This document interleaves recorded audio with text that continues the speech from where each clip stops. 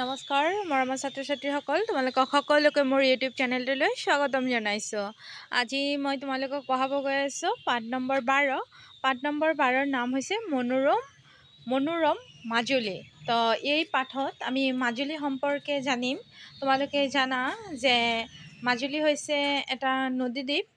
এই নদীদ্বীপটোৰ সম্পৰ্কে আমি ইয়াত পঢ়িম, ঠিক আছে। আৰু এই নদীদ্বীপখন আমাৰ ব্ৰহ্মপুত্ৰ নৈৰ বুকুৰ মাজতে অৱস্থিত আৰু এইটো যোৰহাট জিলাৰ অন্তৰ্গত।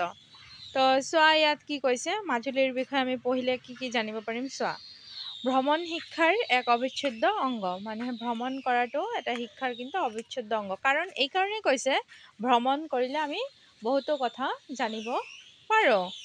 কৈছে ভ্ৰমণৰ জৰিয়তে কেৱল যে জ্ঞানৰ পৰিসৰ বৃদ্ধি হয় এনে নহয়, বৰং ইয়াৰ লগে লগে আনন্দও পাব পাৰি। মনোৰম মাজুলী পাঠটিৰ জৰিয়তে তোমালোকে মাজুলীৰ বিষয়ে জানিব পাৰিবা। মাজুলী পাঠটিৰ পঠনে তোমালোকক আন সাংস্কৃতিক কেন্দ্ৰসমূহ ভ্ৰমণ কৰিবলৈ উৎসাহিত কৰিব। কৈছে যে এই মাজুলী যি পাঠটো আছে, এই পাঠটোত তোমালোকে কি কৰিবা, ইয়াত তোমালোকে বিভিন্ন ধৰণৰ সংস্কৃতিৰ বিষয়ে, সাংস্কৃতিক কেন্দ্ৰসমূহৰ বিষয়ে তোমালোকে ইয়াত জানিব পাৰিবা। কৈছে চোৱা, ষষ্ঠ শ্ৰেণীৰ ছাত্ৰ ছাত্ৰীসকলৰ মনত অপাৰ আনন্দ। গৰমৰ বন্ধত সিহঁত পৃথিৱীৰ অন্যতম বৃহৎ নদীদ্বীপ মাজুলী চাবলৈ যাব। ইতিমধ্যে ছাৰ বাইদেউসকলে মাজুলীত গৈ থকাৰ ব্যৱস্থাও কৰি থৈছে। নিৰ্দিষ্ট দিনত ছাৰ বাইদেউসকলে কোৱাৰ দৰে ষষ্ঠ শ্ৰেণীৰ 10জনীয়া ছাত্ৰ ছাত্ৰীৰ দলটো বিদ্যালয়ৰ খেলপথাৰত সমবেত হ'লেহি। ইতিমধ্যে আহি পোৱা গাড়ীখনত তেওঁলোক বহি মাজুলীলৈ যাত্ৰা আৰম্ভ কৰিলে। তেওঁলোকৰ লগত শিক্ষক বৰুৱা ছাৰ আৰু গগৈ বাইদেউ গাড়ীত বহিল। মাজুলীলৈ দুইজন শিক্ষকো যাব লগত, সেই দুইজন হৈছে বৰুৱা ছাৰ আৰু গগৈ বাইদেউ। আৰু কৈছে যে কোৱাৰ দৰে ষষ্ঠ শ্ৰেণীৰ 10জনীয়া ছাত্ৰ ছাত্ৰীৰ দল। কিমানজন? 10জনীয়া। তাৰপিছত কৈছে তেওঁলোকৰ লগতে শিক্ষক বৰুৱা ছাৰ আৰু গগৈ বাইদেৱেও গাড়ীত বহিল। লাহে লাহে গাড়ীয়ে বিদ্যালয় চৌহদ এৰি মাজুলীলৈ যাবৰ কাৰণে নিমাতী ঘাটলৈ আগবাঢ়িল। কোন ঘাটলৈ? নিমাতী ঘাটলৈ আগবাঢ়িল। গগৈ বাইদেউ ছাত্ৰ ছাত্ৰীৰ লগতে ভূপেন হাজৰিকাৰ মহাবাহু ব্ৰহ্মপুত্ৰ গীতটি গাই পৰিৱেশটো অধিক মধুৰ কৰি তুলিলে। তাৰ পাছত বাইদেৱে মাজুলীৰ প্ৰলয়ংকাৰী বানপানী আৰু গৰাখহনীয়াৰ কথাও ক'লে। আমাৰ যে গীতিকাৰ সুধাকণ্ঠ ডক্টৰ ভূপেন হাজৰিকা, ডক্টৰ ভূপেন হাজৰিকা দেৱৰ কি কৰিছে, এটা ধুনীয়া মহাবাহু ব্ৰহ্মপুত্ৰ এটা গীত আছে, সেই গীতটো বাইদেউ গাইছে।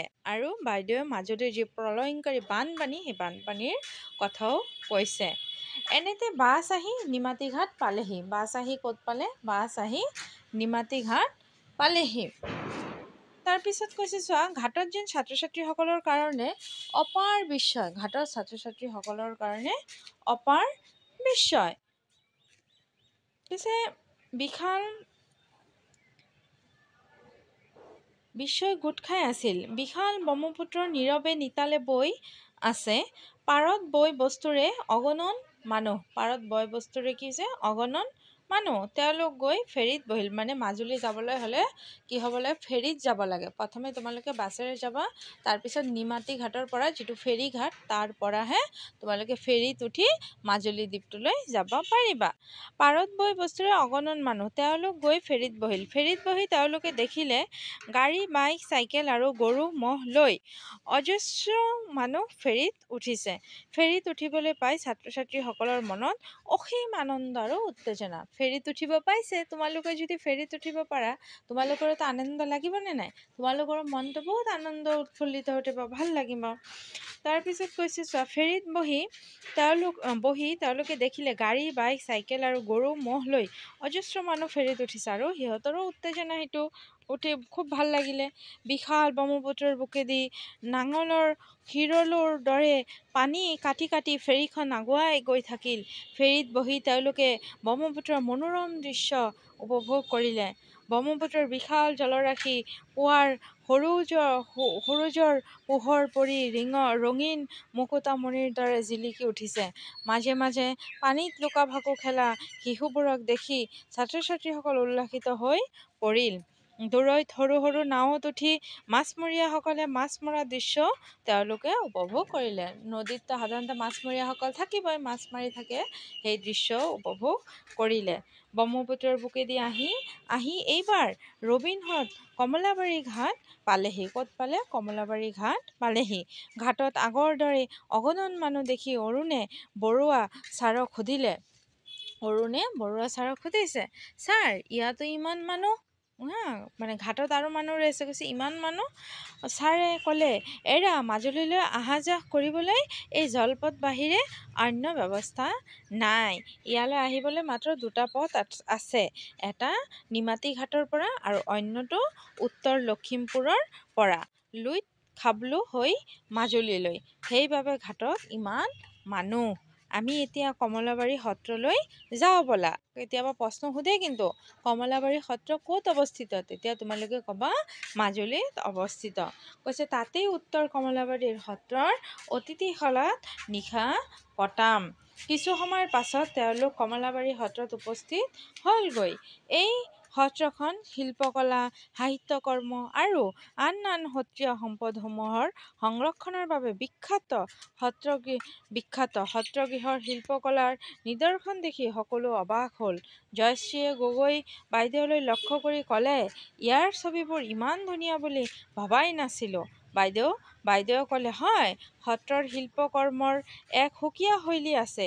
বিদেশী লোকেও এনে শৈলীক প্ৰশংসা কৰে। আৰু তোমালোকে এটা বস্তু জানা, বিদেশৰ পৰা কিন্তু বহু পৰ্যটক আহে আমাৰ এই ধুনীয়া আমাৰ অসমখন চাবলৈ, আমাৰ অসমৰ এই কলা সংস্কৃতিসমূহ চাবলৈ, আৰু বিদেশী মানুহে এইবিলাক চায়ো বহুত ভাল পায়। তাৰপিছত কৈছে ছাত্ৰ ছাত্ৰীসকলে সত্ৰত মণিকূটৰ পৰা আৰম্ভ কৰি প্ৰসংগ অনুষ্ঠিত কৰা বিশেষ স্থানলৈকে সকলোবোৰ চালে। ডেকা সত্ৰাধিকাৰ নিৰ্দেশ ক্ৰমে বিজ্ঞ ভকত এজনে দলটোৰ সৈতে থাকি সত্ৰ পৰিচালনাৰ বিষয়ে সকলো কথা বুজাই দিলে।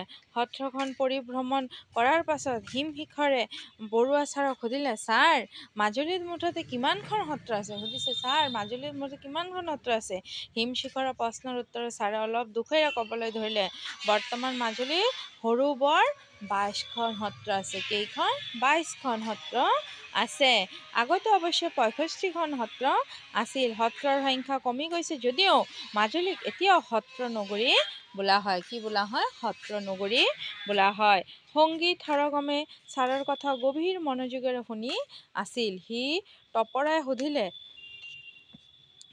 ছাৰ 65খনৰ ভিতৰত মাত্ৰ 22খনহে আছেগৈ, বাকী কেইখন কি হ'ল? ছাৰে ক'লে, কি ক'বা, ইয়াত মানুহৰ সপোন পোখা মেলে, কিন্তু বানপানী আৰু গৰাখহনীয়াই সেই পোখা মোহাৰি পেলায়। মাজুলীৰ বহু মাটি ব্ৰহ্মপুত্ৰই খহাই নিছে। খহনীয়াত সত্ৰও নিশ্চিহ্ন হৈ গৈছে, আৰু দিনে দিনে এই নদী দ্বীপখন সৰু হৈ গৈ আহি আছে। তেনেকৈ সত্ৰৰ সংখ্যা কমিছে। ইতিমধ্যে ভোক আৰু ভাগেৰে সকলোকে অৱশ কৰি তুলিছে। সেয়েহে তেওঁলোকৰ খোৱাৰ ব্যৱস্থা কৰা হ'ল। জিৰাই সততাই সকলোৱে গড়মুখ সত্ৰলৈ বুলি যাত্ৰা কৰিলে। আগত আমি পালোঁ কমলাবাৰী সত্ৰৰ বিষয়ে, এতিয়া আমি পাইছোঁ গড়মুখ সত্ৰৰ বিষয়ে। কৈছে এই গড়মূৰতে আহোমৰ দিনৰ বৰটোপবোৰ সংৰক্ষিত হৈ আছে। কি বৰটোপবোৰ সংৰক্ষিত হৈ আছে? বৰটোপনো কি, এইটো তোমালোকে পিছত পাবা। অস্ত্ৰ এবিধ, যাত্ৰা কালত তেওঁলোকে, মানে টোপ থাকে নহয়, সেইটো হৈছে বৰটোপ, ইয়াৰ কথা কৈছে। যাত্ৰা কালত তেওঁলোকে মাজুলীত বসবাস কৰা মিচিংসকলৰ আটোম টোকাৰিকৈ সজা চাংঘৰবোৰ দেখি আচৰিত হৈছিল। বাঁহেৰে সজা চাংঘৰবোৰত কেনেকৈ উঠে আৰু কেনেকৈ নামে সেই বিষয়ে জানিবলৈ কৰবীয়ে গগৈ বাইদেউক সুধিলে। কৰবীৰ প্ৰশ্ন উত্তৰত গগৈ বাইদেৱে ক'লে যে মিচিংসকলে চাংঘৰত উঠা নমা কৰোঁতে বাঁহৰ জখলা ব্যৱহাৰ কৰে। ইয়াৰ পাছত তেওঁলোকে কাষৰীয়া জলাশয় এখনলৈ যাত্ৰা কৰিলে। প্ৰাকৃতিক ভাৰসাম্য ৰক্ষাত এই জলাশয়বোৰৰ বিশেষ ভূমিকা আছে। ইয়াত নানা জলজ উদ্ভিদৰ লগত মাছ, কচ্ছপ, সাপ, বেং আদিকে ধৰি অসংখ্য প্ৰাণীও আছে। এই জলাশয়ৰ মাছ বা অন্য প্ৰাণী খাবলৈ নানা চৰাই পাৰত চুপ লৈ থাকে। শামুক ভঙা, বৰটোকোলা, হাড়গিলা, বগলী, কণামুচৰি, শৰালি, দলমৰা, দৰকী, ডাউকী, পানী কাউৰী, মণিয়াৰী, কাউৰী কৰোৱা আৰু শিলকপকে ধৰি অনেক চৰাই জলাশয়বোৰৰ আশে পাশে থাকে। বিভিন্ন ধৰণৰ চৰাই দেখি ছাত্ৰ ছাত্ৰীসকল আনন্দ জঁপিয়াই উঠিল। হঠাৎ আল্পনাই সুধিলে, ছাৰ, আপুনি যে শ্ৰেণীত কৈছিলে পৰিভ্ৰমী চৰাইৰ কথা, তাইৰ কথাষাৰ ভবাটো বুজি বৰুৱা ছাৰে ক'লে, এৰা মাজুলীলৈ বিভিন্ন সময়ত পৰিভ্ৰমী চৰাই আহে। বিশেষকৈ শৰৎকালত এই চৰাইবোৰ আগমন আৰম্ভ হয়।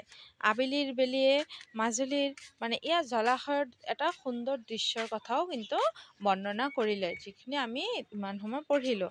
কৈছে আবেলিৰ বেলিয়ে মাজুলীৰ খলা বমা গছলতা সকলোতে এক ৰহণ সানিলেহি।